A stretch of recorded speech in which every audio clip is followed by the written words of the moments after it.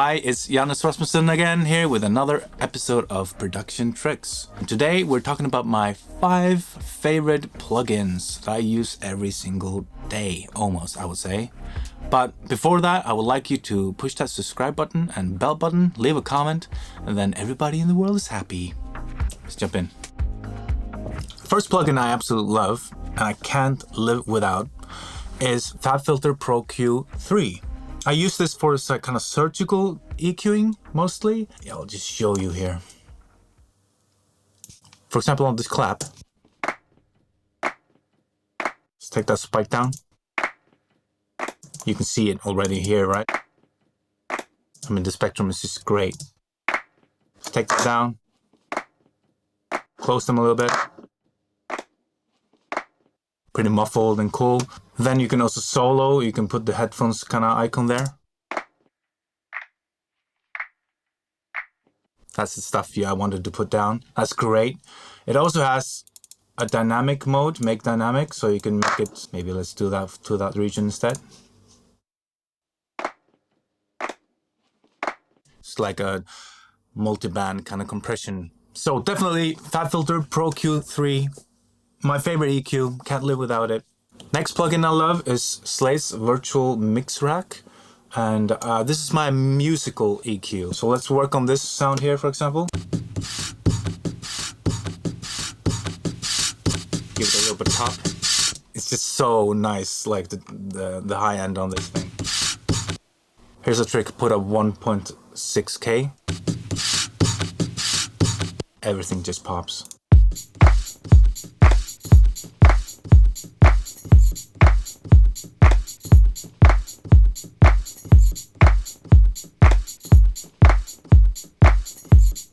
Moving along, my next plugin I always use is Universal Audio's EMT 250. It's a reverb. I use this reverb mostly for short percussion sounds, actually. It's lovely for a sample on this clap here. It's pretty long. Take off the wet solo. Take off this noise button. It will just make your whole session noisy if you keep that on all the channels. Believe me, I've been there. Just a little bit. Something like that.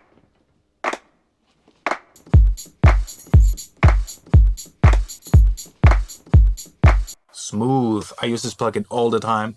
Next one is Soundtoys Echo Boy or Echo Boy Junior. It depends on what kind of mood I'm in. I've been using this plugin for many years as well.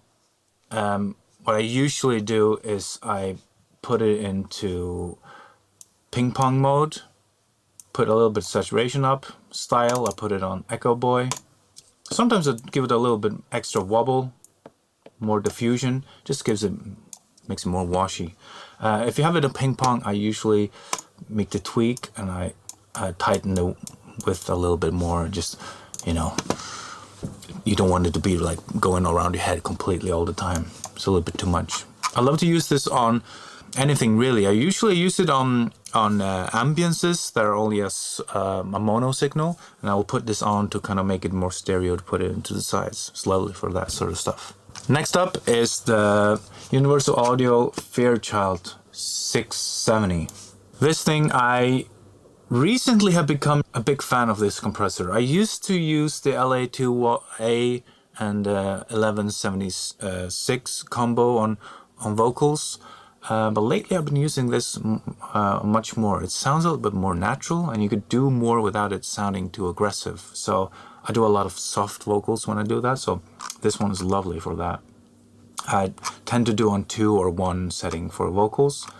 I also use it a lot for piano. This is my only compressor that goes on piano, actually, and you could do so much with it without actually destroying it. Usually I put it on 3 or something, and it's just amazing. You really make it pump without it sounding like you're doing too much. I also put it on the master channel for that setting, so put it on the 6 release setting. It's kind of like automated setting, and then just put the sidechain a little bit up, so it doesn't only listen to the low end, because obviously it's only going to compress that, and then just tickle the threshold. So if you just see half a decibel or 1 decibel is enough. It also makes everything a little bit brighter, and I quite like that, so I put that on the master as well.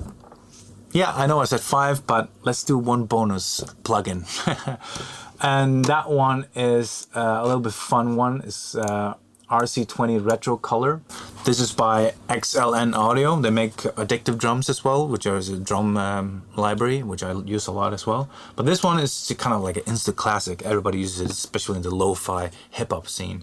And for this, to be honest, I usually only use the wobble to get everything kind of wobbly. For example, if we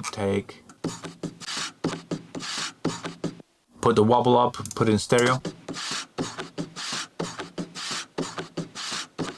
everything's kind of like going like that. You get the idea. Lately I've been using the noise and putting it on, take the post off,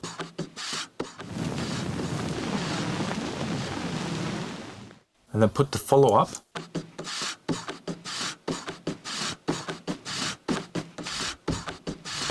So it's only like, it's like an envelope filler, it only comes with the transients.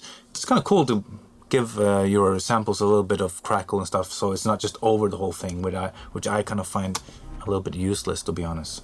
So those were my 5 or 6 plugins. Hope you enjoyed it, and see you next week.